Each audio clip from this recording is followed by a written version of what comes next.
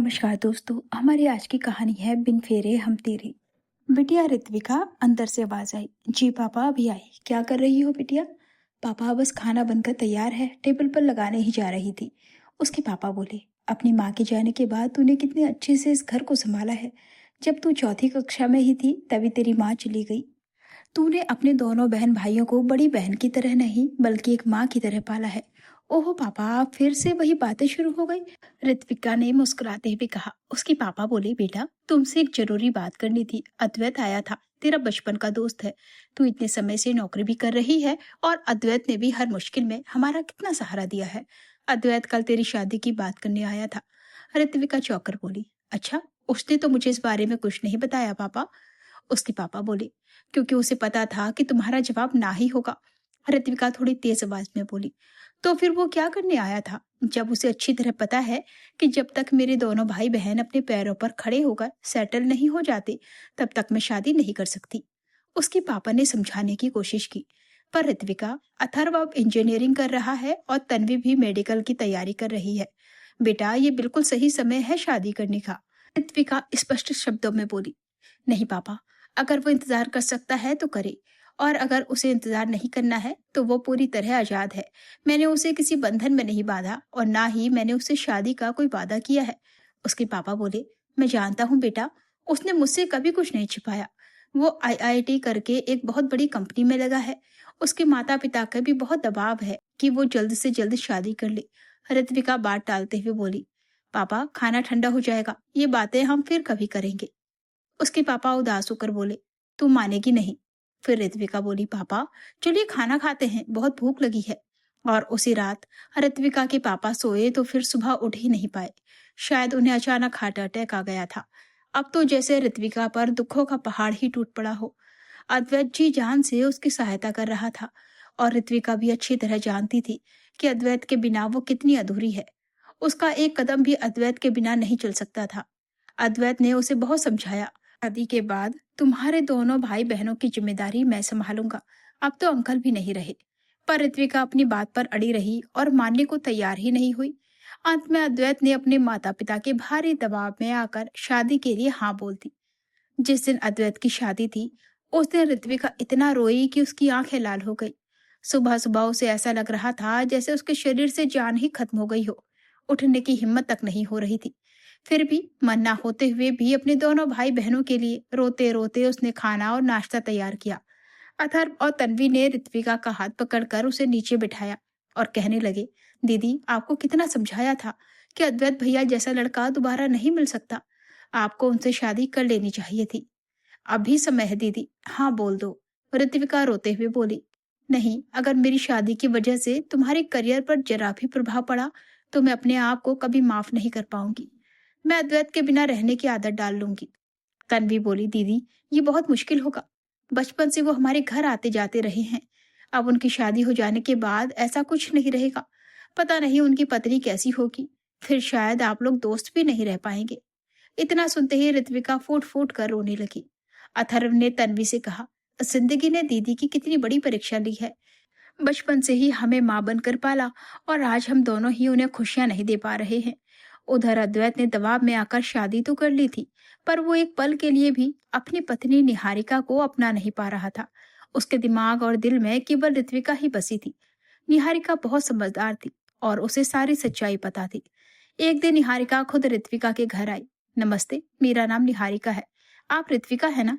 ऋत्विका हैरान होकर बोली, जी पर मैं आपको नहीं जानती। निहारिका बोली, मैं अद्वैत की पत्नी हूँ। ये सुनकर ऋत्विका को तो जैसे चक्कर आ गया। उसे उम्मीद भी नहीं थी कि अद्वैत की पत्नी कभी उसके सामने आकर खड़ी हो जाएगी। उसने खुद को संभालते हुए कहा, तुम्हें शादी की बहुत बहुत शुभकामनाएं। आओ बैठो। निहारिका बोली, मुझे आपके और अद्वैत के बारे में सब पता है कि आपकी शादी होने वाली थी और आपने अपनी परिस्थितियों की वजह से अद्वैत को मना कर दिया। ऋत्विका बात संभालते हुए बोली, वो सब पुरानी बातें भूल जाओ निहारिका, अपनी गृहस्थी पर ध्यान दो। बताओ क्या लोगी, चाय या कॉफी? निहारिका ने कहा, मुझे कुछ नहीं चाहिए, बस एक वादा चाहिए कि आप अद्वैत को समझाएंगी। उनसे कहिए कि वो अपना ध्यान आपकी तरफ से हटाकर अपनी पत्नी पर लगाएं। ऋत्विका भावुक होकर बोली, ये तुम क्या कह रही हो निहारिका? अद्वैत ने कभी मेरे साथ ऐसी कोई कोशिश नहीं की। ना ही उसने कभी मुझसे बड़ी बड़ी बातें की या कोई फिल्मी संवाद सुनाया। हम तो बस एक दूसरे की खामोशी समझते थे। निहारिका ने नम आंखों से कहा। पर उनकी वही खामोशी बहुत कुछ कह जाती है। ऐसा लगता है जैसे उनके जीवन में कोई अधूरापन है, मन में उथल पुथल है। शादी करके भी वो पूरी तरह खुश नहीं है। ऋत्विका ने कहा। उसने मुझे अपने मन से मान लिया था, पर परिस्थितियां ऐसी थी कि मैंने भी तो अपने मन को मना लिया है। उसे भी समझना होगा। निहारिका, मैं उससे अब कभी नहीं मिलूंगी और तुम्हारी प्यारी जिंदगी में कभी नहीं आऊंगी। तुम उसे लेकर किसी दूसरे शहर चली जाओ। ना वो यहाँ रहेगा, ना उसे मेरी याद आएगी। काफी देर बातें करने के बाद ऋत्विका ने निहारिका को भेज दिया। कुछ दिनों बाद सुनने में आया कि अद्वैत शहर छोड़कर चला गया है। ये सुनकर ऋत्विका की आंखें रो रो कर थक गई और उसके आंसू भी सूख गए। ऋत्विका ने मन ही मन सोच लिया, बिन फेरे हम तेरे। उसने अद्वैत को ही अपना पति मान लिया था और अब उसी की यादों के सहारे जीना था। समय बीतता गया। तन्वी पढ़ाई पूरी करके डॉक्टर बन गई और ऋत्विका अपनी साधारण सी नौकरी में खुद को व्यस्त रखती थी। उसके जीवन में कोई ताजगी नहीं थी, पर वो अद्वैत को भुला नहीं पा रही थी। उसकी एक डायरी थी जिसमें अद्वैत की एक पुरानी तस्वीर रखी थी। उसी तस्वीर के सहारे वो जी रही थी। उस डायरी के पहले पन्ने पर लिखा था, बिन फेरे हम तेरे, अब तुम नहीं तो और कोई भी नहीं। ऐसे ही साल गुजरते चले गए। छोटे भाई अथर्व की शादी काव्या से हो गई और उनके प्यारे बच्चे भी हो गए। तन्वी की भी शादी हो गई और वो अपने पति के साथ विदेश में सेटल हो गई। अथर्व अक्सर ऋत्विका को फोन करके बुलाता, दीदी कुछ दिनों के लिए मुंबई आ जाओ ना, पर वो कोई ना कोई बहाना बनाकर टाल देती। लेकिन इस बार अथर्व ने सीधे टिकट ही भेज दिए और कहा, दीदी आपको आना ही पड़ेगा। ऋत्विका ट्रेन में पूरे रास्ते अद्वैत का ही ध्यान करती आई कि काश मेरी भी शादी हुई होती तो आज मैं भी अद्वैत के साथ अपने भाई के घर जा रही होती। फिर एकदम से उसने अपने मन को झटक दिया और असल जिंदगी में वापस आ गई। मैं ये क्या सोच रही हूँ? अद्वैत की तो शादी हो चुकी है, मुझे ऐसे ख्याल क्यों आ रहे हैं? मुंबई पहुंचकर अथर्व बहुत खुश हुआ। उसकी पत्नी काव्या भी बहुत प्यार से अपनी ननद का ध्यान रखती थी। दोनों ननद भाभी बहुत प्रेम से रह रही थी। एक दिन अचानक ऋत्विका को चक्कर आ गया। डॉक्टर को दिखाया गया तो उन्होंने सलाह दी, मानसिक तनाव की वजह से ऐसा हुआ है, चिंता की कोई बात नहीं है। इन्हें रोज शाम को किसी पार्क में या हरियाली वाली जगह ले जाया कीजिए ताकि इनका मन खुश रहे। अब अथर्व अक्सर शाम को ऑफिस से आने के बाद ऋत्विका को पार्क ले जाता था। ऋत्विका दिन भर घर का काम करती क्योंकि वो 1 महीने की छुट्टी लेकर आई थी। अथर्व की पत्नी काव्या भी नौकरी करती थी। कुछ दिन तो वे दोनों साथ आए, पर व्यस्तता के कारण ऋत्विका अकेले ही पार्क में टहलने जाने लगी। एक दिन अचानक ऋत्विका की नजर पास के एक बेंच पर बैठे व्यक्ति पर पड़ी। उसके कुछ कुछ बाल सफेद हो चुके थे और चेहरा बिल्कुल अद्वैत जैसा लग रहा था। ऋत्विका बेचैन हो गई। उससे बिना देखे रहा नहीं गया। उसने सोचा, एक बार सामने से निकल कर देखती हूँ कि क्या यह अद्वैत ही है। वही पुरानी यादें एक सेकंड में उसके दिमाग में दौड़ गई। दिल जोर जोर से धड़कने लगा। अगर यह अद्वैत हुआ तो? पर इसके साथ तो कोई नहीं है, ये अकेला पार्क में क्यों बैठा है? जैसे ही वो सामने पहुंची, वो सचमुच अद्वैत ही था। अद्वैत उसे देखते ही तुरंत खड़ा हो गया और हैरान होकर बोला, ऋत्विका, ये मैं क्या देख रहा हूँ? तुम मुंबई में कैसे?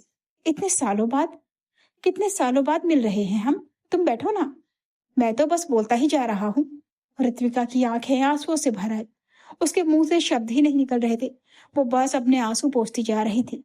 अद्वैत ने भावुक होकर उसका हाथ पकड़ लिया, लेकिन ऋत्विका ने आहिस्ते से अपना हाथ छुड़ा लिया और पूछा, तुम कैसे हो? मैं यहाँ अथर्व के घर आई थी। तुम बताओ, तुम्हारा परिवार कैसा है? अद्वैत शांत होकर बैठ गया और भारी आवाज में बोला, परिवार तो अब रहा ही नहीं ऋत्विका, हमारा कोई बच्चा नहीं हुआ। निहारिका का बहुत इलाज करवा रहे थे, पर कोई फायदा नहीं हुआ। फिर एक छोटी सी सर्जरी के दौरान उसके शरीर में इन्फेक्शन फैल गया और वो बच नहीं पाई। मुझे छोड़कर तुम भी चली गई थी और वो भी चली गई। ऋत्विका स्तब्ध रह गई। ये क्या कह रहे हो अद्वैत? निहारिका कितनी अच्छी थी, तुमसे कितना प्यार करती थी, तुमने मुझे बताया भी नहीं। अद्वैत बोला, क्या बताता ऋत्विका, तुम तो मेरा फोन तक नहीं उठाती थी। फिर जब जीवन में कुछ बचा ही नहीं तो बताने का क्या फायदा? बस जब कभी मन बहुत परेशान होता है तो इस पार्क में आकर बैठ जाता हूँ। ऋत्विका का दिल भर आया। उसने कहा, चलो मेरा घर पास ही है, चलकर चाय कॉफी पीते हैं। वो अद्वैत को अपने घर ले आए। इसके बाद अद्वैत कभी कभी शाम को चाय पीने आने लगा। अथर्व और काव्या भी बहुत खुश थे कि उनकी दीदी के चेहरे पर पुरानी खुशी वापस आ रही है और उन्हें उनके बचपन का साथी मिल गया है। कुछ ही दिनों में छोटी बहन तन्वी भी अपने परिवार के साथ विदेश से आ गई। इतने सालों बाद सब एक साथ मिले तो घर में खुशियों का माहौल बन गया। अद्वैत भी वहां मौजूद था। बचपन की खट्टी मीठी यादें और हंसी मजाक का दौर चलता रहा। तभी अथर्व ने माहौल को थोड़ा गंभीर बनाते हुए कहा, मैं आप दोनों से एक बहुत जरूरी बात करना चाहता हूँ, इसीलिए मैंने तन्वी को भी यहाँ बुलाया है।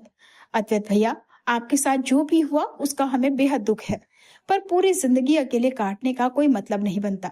और हमारी दीदी भी आज तक अकेली ही है। ऋत्विका ने तुरंत डांटते हुए कहा, अथर्व, ये तू कैसी बातें करने लगा है? पुरानी बातों को दोहराने से अब क्या फायदा?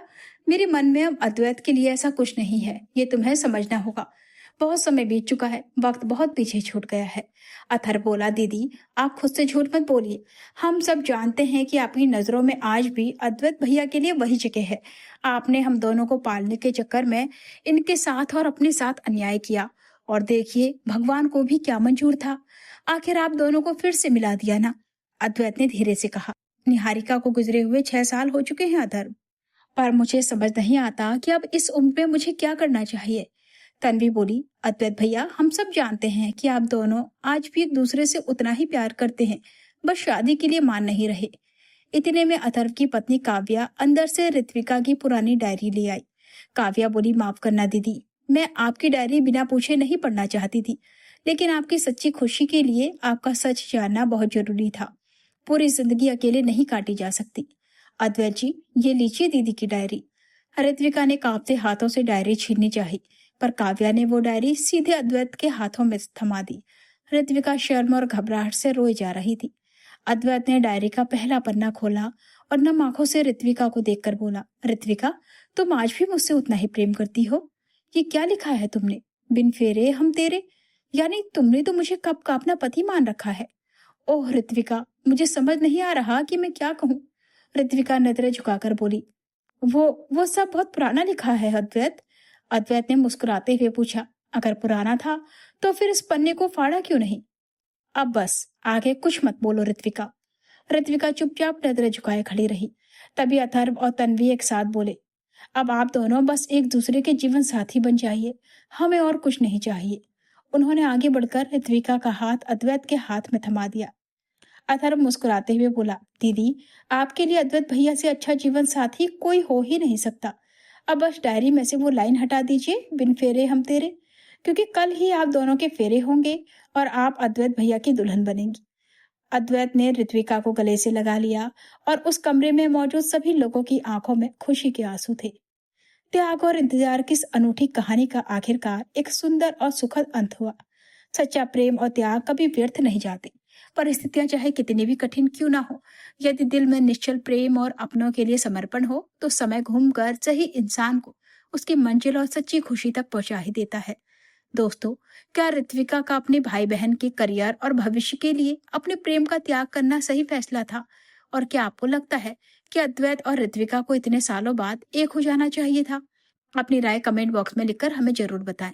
अगर आपको ऋत्विका और अद्वैत के सच्चे प्यार और त्याग की ये कहानी दिल को छू गई हो तो इस वीडियो को लाइक जरूर करें और अपने दोस्तों और परिवार के साथ शेयर करें। अगर आप हमारे चैनल पर नए हैं तो ऐसे ही और भी दिलचस्प, भावुक और प्रेरणादायक कहानियों के लिए चैनल को सब्सक्राइब करना ना भूलें और बेल आइकन को जरूर दबाएं। मिलते हैं अगली एक नई और बेहतरीन कहानी के साथ।